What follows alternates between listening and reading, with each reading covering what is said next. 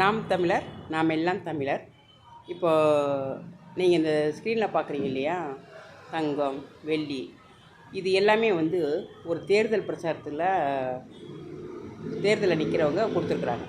இது மட்டும் இல்லாமல் பணப்பட்டுவார், அதிகமான பணம் 10, 5 இப்படி ஒரு போட்டி போட்டு ஒரு மாவட்டத்தில் இதெல்லாம் கொடுத்துருக்குறாங்க. எல்லாருக்கும் தெரிஞ்சது தான், தெரியாதெல்லாம் ஒன்றும் இல்லை, நான் புதுசாக ஒன்றும் சொல்லலை. இப்போது இதெல்லாம் மக்கள் வந்து வாரி சுருட்டி வாங்கிட்டு இருக்கிறாங்க.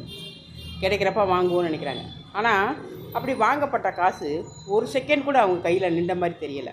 அது நிறையா பேரோட புலம்பலையும் கேட்டாச்சு. இந்த காசு கையில் நிற்கலன்னு புலம்பலும் கேட்டாச்சு. ஏன்னா அது அவதியில் வந்தது, அவதியாக தான் போகும். ஆனால் இதில் என்ன ஒரு விஷயம்னா, மக்கள் என்றைக்கு புரிய போகிறோன்றது தெரியலை. என்றைக்கு நம்ம இந்த விஷயத்தெல்லாம் புரிஞ்சுக்க போகிறோன்னு தெரியல. இவ்வளோ பணத்தை இறைக்கிறாங்க.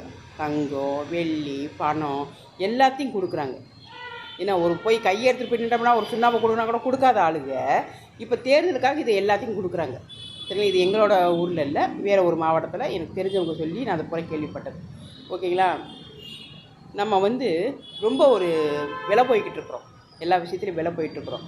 விற்கிற பண்ணி இவ்வளோ காசை இறைச்சவங்க, இவ்வளோத்தை கொடுத்தவங்க ஜெயிச்சு வரும்போது கண்டிப்பாக நம்ம ஈரோக்கொலையை புழிஞ்சு எடுத்துருவாங்க. சரிங்களா? விலைவாசி சும்மாவே இங்கே தரிகணத்தான் போட்டுட்ருக்கு. ஏற்கனவே நான் சொன்ன மாதிரி தான், 20 ரூபா கத்திரிக்காய் 50 ரூபாவா 100 ரூபாயா மாற கூட வாய்ப்பு இருக்குது. எந்த ஒரு விஷயமும் இப்போ வெளியில் போனோம்னா வாங்கவே முடியல. சம்பாதிக்கிறது 100 ரூபாயாக இருக்குது, ஆனால் செலவழிக்கிறது 1000 ரூபாயாக இருக்குது. 1000 ரூபாய் செலவு. அந்த 100 ரூபாய்க்கு நம்ம ஒரு டீ தண்ணி, ஒரு காப்பி தண்ணி இப்படி தான் குடிச்சு வாழ வேண்டியது இருக்குது. இப்போ ஒரு நடுத்தர மக்களை நான் சொல்கிறேன், இந்த மாதிரியான ஆளுகளோட வாழ்வாதாரமே அப்படி இருக்குது. சரிங்களா? வெளியில் போய் வாங்க முடியல. எதை எடுத்தாலும் காசு, எதை எடுத்தாலும் காசு, எதை எடுத்தாலும் காசு, எதை எடுத்தாலும் காசு, காசு காசு காசு காசு காசு. விளையிறதுனா விவசாயமுமா ஃப்ரீ தான், தண்ணி ஃப்ரீ தான், எல்லாமே நம்மளுக்கு ஃப்ரீ தான். ஆனால் நம்ம பாருங்கள், எல்லாத்தையும் விலை கொடுத்து வாங்கி வாங்கி வாங்கி வாங்கி நம்ம வாழ்க்கையே நம்மளையே இன்னும் கொஞ்ச நாள் விலை பேசி விற்றுருவாங்க. நம்ம இப்போ விலைக்கு போன மாதிரி தான். இப்போ இந்த தேர்தலில் இந்த பொருள்லாம் வாங்கியிருக்கோம் பாருங்கள், நம்மளை விலை பேசி அவங்க வாங்கியிருக்கிறாங்க. இனிமேல் அவங்களுக்கு நம்ம கொத்தடிமையாக வேலை பார்த்து ஆகணும். அவங்க என்ன சொல்கிறாங்களோ, என்ன விலை விற்கிறாங்களோ, என்ன செய்ய சொல்கிறாங்களோ அதெல்லாம் நம்ம செஞ்சு தான் ஆகணும். நம்ம இன்றைக்கி வாயை பிறந்துட்டு இதெல்லாம் வாங்குகிறோம். ஆஹா ஆஹா ஒவ்வொன்று ஓடி போய் வாங்கிட்டு இருக்கிறாங்க. நான் வாங்கலை, நான் 10 பைசா கூட வாங்கலை. சரிங்களா? இது தெரிஞ்ச இதில் ஏன் தெரிஞ்சவங்க சொன்ன ஒரு விஷயங்கள். அவங்க வாங்கினது என் சொந்தக்காரவங்க. இப்போ நம்ம ஓடி ஓடி போய் வாங்கிட்டு இருக்கிறோம். நாளைக்கு அவங்களுக்கு நம்ம அடிமை. நம்ம சக்கையை அப்புறம் புழிஞ்சு எடுத்துருவாங்க. இதெல்லாம் புரியாமல் மக்களும் தான் இருக்கிறாங்க. நான் என்ன சொல்கிறேன்னா, சரி இதெல்லாம் வந்து நம்மளுக்கு கொடுக்குற நேரம் வாங்கி வச்சுக்க வேண்டியதான். வாங்கி வச்சுட்டு சரியான ஒரு இதில் கொண்டு ஓட் பண்ணணும். அதுவும் இல்லை, வாங்கினவனுக்கும் நம்பிக்கை துரோகம் பண்ணுறாங்க. இந்த இதெல்லாம் வாங்கினவங்களுக்கும் நம்பிக்கை துரோகம் பண்ணி ஆகாத கட்சியில் போய் ஓட்ட போட்டாங்க. எல்லோரும் சொன்னவங்க போல் அதான், ஆமாம் நாங்கள் இங்கே வாங்கினோம், ஆனால் நாங்கள் ஓட்டு போட்டது இங்கே. எப்படி என்னமோ சொல்லுவாங்களா, பூதத்திட்ட பிடுங்கி பிசாசிட்ட கொண்டு கொடுத்த கதையாக போயிடுச்சு. ஆனால் ரெண்டுமே கெட்டது தான், ரெண்டது தான் கெட்டது. வாங்குறீங்க மக்களே. ஒரு நல்ல மனுஷனை பார்த்தாது, ஒரு நாம் தமிழர் கட்சியை உணர்ந்தாவது அங்கேயாவது ஓட்டு போடுங்க. அங்கே போட்டிருந்தா கூட ஒரு பிரயோஜனமாக இருந்திருக்கும். ஏதோ நம்ம கொஞ்சம் தப்பி படைச்சிருக்கலாம்.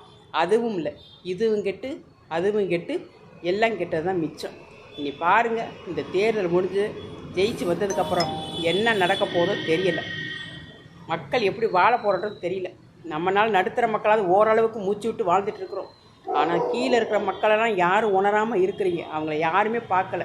நமக்கு கீழே ஒரு வட்டம் இருக்குது, அதுக்கு கீழே இருக்கிற மக்கள் ரொம்ப கஷ்டத்தில் இருக்கிறாங்க. ரொம்ப ரொம்ப மோசமான நிலைமையில் இருக்காங்க. நான் பார்த்தது, உணர்ந்தது இதெல்லாம் கண்டிப்பாக நான் ஒரு அடுத்த வீடியோவில் நான் சொல்கிறேன். மக்கள் எவ்வளோ கஷ்டப்பட்டுருக்குறாங்க, என்ன பண்ணிகிட்ருக்குறாங்க. ஒரு 100%த்தில் 30% ரொம்ப கீழே கிடக்குறாங்க. அவங்கள யாருமே நம்ம விட்டு பார்க்காம இருக்கிறோம். கண்டிப்பாக அடுத்ததில் நான் பதிவு பண்ணுறேன். ஆனால் அந்த தேர்தலில் இவ்வளோ காசை வாங்கினவங்க பெருமையாக நினைக்கலாம். ஆனால் அதனால் வர்ற ஆபத்துகள் மிக பெரியது. நம்ம எல்லோரும் கொஞ்சம் உஷாராக இருக்கணும்.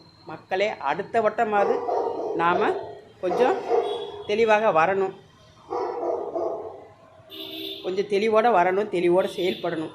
இந்த வட்டம் போனது போகட்டும், வர்றவங்க வராங்க, என்னத்தையும் பண்ணிட்டு போகிறாங்க. அடுத்த வட்டம் கண்டிப்பாக நாம் தமிழர் கட்சியை ஜெயிக்க வச்சு தான் ஆகணும். அதற்கான முயற்சி நம்ம எல்லோரும் பண்ணணும். இந்த ரொம்ப அடித்தட்டில் இருக்கிற மக்களை நம்ம தேடி போய் அவங்களுக்கு என்ன வேணுமோ அதில் கண்டிப்பாக நம்ம செயல் தான் படணும். அது ஒரு சின்ன விஷயந்தான், அதை நம்ம செஞ்சுட்டாலே அந்த 30% மக்களை வந்து நம்ம கவர் பண்ணிடலாம். அது கண்டிப்பாக நீ அடுத்து முதல்ல இந்த ரிசல்ட் வரட்டும். அதுக்கப்புறம் நம்ம என்ன செய்யணுன்றதை கண்டிப்பாக நாம் தமிழர் ரொம்ப முயற்சியாக யோசித்து அதை செயல்பட்டு தான் ஆகணும். ஏன்னா அடுத்த தடவை கண்டிப்பாக நாம் தமிழர் ஆட்சியை பிடிச்சி தான் ஆகணும். ஓகேங்களா? ஏன்னா காலம் இல்லை. காலம் இல்லை, காலம் முடிஞ்சு போச்சு. அதை வந்து அதுக்குள்ளே நம்ம இந்த பூமியை சரியாக பண்ணி ஆகணும், விவசாயத்தை சரியாக பண்ணி ஆகணும், மக்களை காத்தாகணும். மிகப்பெரிய பொறுப்பு ஒன்று வந்து நாம் தமிழருக்கு இருக்குது. சீமான் அண்ணாவுக்கு வந்து மிகப்பெரிய பொறுப்பு இருக்குது. அவர் இவ்வளோ காலம் விதைச்சது விளைஞ்சிட்டு இருக்குது. அதை சரியாக அவர் செயல்படுறதுக்கான ஒரு செயல்பாடாக மக்கள் அவருக்கு கொடுக்கணும். அவரும் அதை சிறந்து செயல்படணும். நம்ம தமிழகம் சிறப்பான தமிழகமாக இன்னும் ஒரு 5 ஆண்டுக்கு அப்புறம் மாறத் தொடங்கும், கண்டிப்பாக மாறும். சீமான் அண்ணா பேசுகிறத நான் ஒரு பல வருடங்களாக பார்த்துட்டு தான் இருக்கிறேன். ஒரு 10 ஆண்டுகளாக நான் பார்த்து ஃபாலோ பண்ணிட்டு தான் இருக்கிறேன். எல்லா விஷயத்தையும் பார்த்துட்டு தான் இருக்கிறேன். சரிங்களா? அதை வந்து நிறைய பேர் வந்து கேவலமாக எல்லாமே பேசுகிறானுங்க. ஆனால் இப்போ வந்து திடீர் முதல்வராக வரப்போகிற கட்சியில் இருக்கிற ஒரு பசங்க கமெண்ட் போட்டிருந்தாங்க. அதை பார்க்கும்போது இது மனுஷங்களா இல்லை வேறு என்னமும் ஜென்மங்களான்னு எனக்கு ஒன்றும் புரியலை. இது என்ன ஜென்மம்னே தெரியல. ஒன்று உனக்கு புரியலையா, அவர் வைக்கிற தத்துவம் உனக்கு எதுவுமே புரியலையா, கடந்து போ, மூடிக்கிட்டு கடந்து போயிரு. அதை விட்டுப்பட்டு பெரிய இவங்கெல்லாம் வந்து வீட்டுக்கே ஆகாமல் இருப்பாங்க. வீட்டுக்கேவும் ஆகாத செல்லா காசாக இருக்கும். வீட்டாளுங்க வந்து விளக்கமத்தை கொண்டு அடிச்சிட்டு இருப்பாங்க. இந்த சுல்லானுங்களை பூரா வீட்டில் இருக்கிறவங்க பூரா அடித்து வெட்டிட்டு இருப்பாங்க. ஐயோ இதை எப்படா காலி வேணாம்னு சொல்லி வீட்டாளுக்கு அடித்து விளக்கமத்தை கொண்டு அடித்து வெட்டிட்டு இருப்பாங்க. அது வந்து இங்கே கமாண்டு போடுது. எவ்வளோ பெரிய ஒரு மனுஷனை, எவ்வளோ ஒரு தத்துவம் இருந்த மனுஷனை இவ்வளோ கேவலமாக பேசுகிறாங்களே. இவங்களுக்கெல்லாம் வந்து நான் சொல்கிறேன், சத்தியமாக சொல்கிறேன், எழுதி வச்சுக்கோங்க. அடிக்கிறதோ மிதிக்கிறதோ இல்லை தண்டனை. சரிங்களா? கடவுள் வந்து கண்டிப்பாக உண்மையாக வந்து சீமான் நாம் தமிழர் கட்சியில் தான் வந்து செயல்பட்டுட்டு இருக்கார். அதை நான் அறிஞ்சிட்டேன், நல்லா புரிஞ்சுட்டேன். சரிங்களா? அது அவர் வந்து எங்கேயுமே வந்து கேட்டுக்கிட்டு இருக்க வேண்டிய அவசியமே கிடையாது. அவரோட இதுகளை பதிவு பண்ணிட்டார். அவரால் முடிஞ்ச எல்லாத்தையும் சொல்லிட்டார். புரிகிறவனும் புரியாதவனுக்கு அது நம்ம கேள்வியில். புரிஞ்சவங்க வராங்க, புரியாதவங்க போகிறாங்க. சரிங்களா? அவங்ககிட்ட போய் ஓட்ட போட்டு நம்ம கேட்க வேண்டிய அவசியமே கிடையாது. ஏன்னா காலம் நிர்ணயிக்கப்பட்டுருச்சு.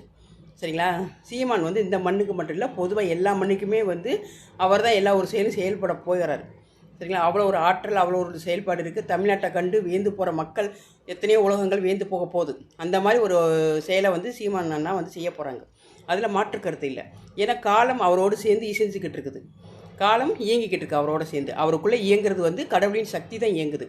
அதனால் வந்து இவங்களை கண்டுலாம் நம்ம வந்து இவங்ககிட்ட போய் நம்ம கேட்க வேண்டிய அவசியம் இல்லை. இந்த போடுற நாய் இந்த நாய் போடவும் வேண்டாம். ஆனால் பாருங்கள், இந்த மாதிரி பேசுகிறத ஒரு மனிதனை கூட மதிக்க தெரியாத ஜென்மங்க, வீட்டில் தண்டமாக சுற்றிட்டு இருக்க ஜென்மங்கள், இதுகள் வந்து வாய் இருக்குன்றதுக்காக 3 வேளையும் தண்டமாக திங்கிறது தண்ட மாடுகள். என்னன்னா வாய்க்கு பத்தாத பேச்சா பேசி ரொம்ப நெஞ்சாவியை போக்குற அளவுக்கு இருக்குது. ரொம்ப கோவம் வருது. நான் வந்து இப்போ எந்த ஒரு கட்சியும் கிடையாது, எதுவும் கிடையாது. நான் ஒரு சாதாரண மனுஷி தான். சரிங்களா? நான் ஒரு சாதாரண மனுஷி தான். நானும் அன்றாட 5 10க்கு கஷ்டப்படுறவ தான். ஆனால் நான் வந்து பொதுவாக தான் நான் சொல்கிறேன். யாரையும் சார்ந்தெல்லாம் நான் சொல்லலை. நான் பொதுவாக சொல்கிறேன், ஒரு மனிதனை மதிக்க தெரியாத இந்த ஜென்மங்களுக்கு கடவுள் கொடுக்க போகிற தண்டனை கையை உடைக்கிறதோ காலை உடைக்கிறதோ எதுவோ உயிர் எடுக்கிறதெல்லாம் கிடையாதுங்க. நல்லா எழுதி வச்சுக்கோங்க. நான் சொல்கிறேன், அவங்க மலத்தை அவங்களே திம்பாங்க. வேணாலும் பாருங்கள், இன்னும் ஒரு 5 ஆண்டுகளுக்கு கழித்து இந்த மாதிரி ஆளுகள்லாம் அவங்களுக்கே தெரியாமல் அவங்க மலத்தை அள்ளி அவங்களே திம்பானுங்க. சரிங்களா? ஏன்னா அவ்வளோ கேவலமான ஒரு மனுஷங்க இவங்களுக்கு என்ன தண்டனை கொடுத்தாலும் பத்தாது.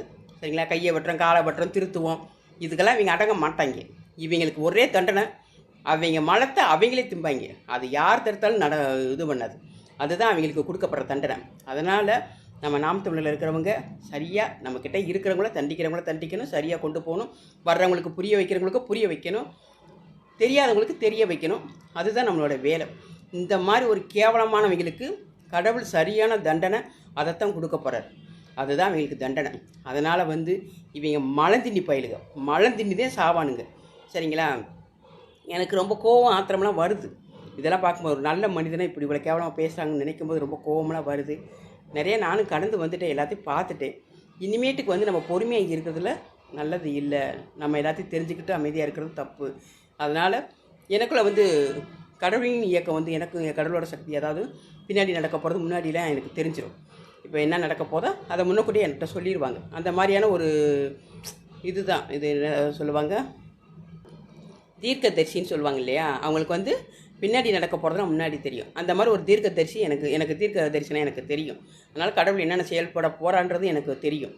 அதனால தான் நான் வந்து ஒரு முக்கால்வாசி ஆன்மீகத்தை பற்றி சொல்கிறதுக்கு தான் நான் வந்து யூடியூப்லேயே வந்து ஒரு சேனல்லாம் ஆரம்பித்தேன். அதெல்லாம் நான் சொல்லிட்டு தான் இருக்கிறேன். ஆனாலும் இப்போ வந்து நான் வந்து அந்த இது வரியாக நான் பார்த்து வரும்போது சீமான் என்கிற அந்த ஒரு அண்ணா தான் இந்த உலகத்தை இந்த தமிழ்நாட்டை மாற்ற போகிறான்றதை எனக்கு வெளிப்படுத்தினாங்க. அவர்கிட்ட தான் எல்லா ஒரு இது இருக்குது, அவர் தான் எல்லாத்தையும் மாற்ற போகிறான்றதை வெளிப்படுத்தினாங்க. அதுக்கப்புறம் தான் இப்போ நான் வீடியோவே போட வந்திருக்கிறேன். சரிங்களா? நம்ம நமக்கு தெரிஞ்சதை சொல்லுவோம். இன்னும் நிறைய விஷயங்கள் செயல்பட வேண்டியது இருக்குது. ரொம்ப அறியாமையில் இருக்கிற மக்கள்கிட்ட நம்ம எப்படி போகணுங்கிறத செயல்பட வேண்டியது இருக்குது. அது கூடிய சீக்கிரம் செயல்படுவோம். ஆனாலும் இந்த மாதிரி கேவலமாக பேசுகிறவனுக்கு கடவுள் கொடுத்த தண்டனை அதுதான். அது எனக்குள்ளே வெளிப்படுத்தினாங்க. அதை நான் சொல்லிட்டேன். நன்றி, வணக்கம்.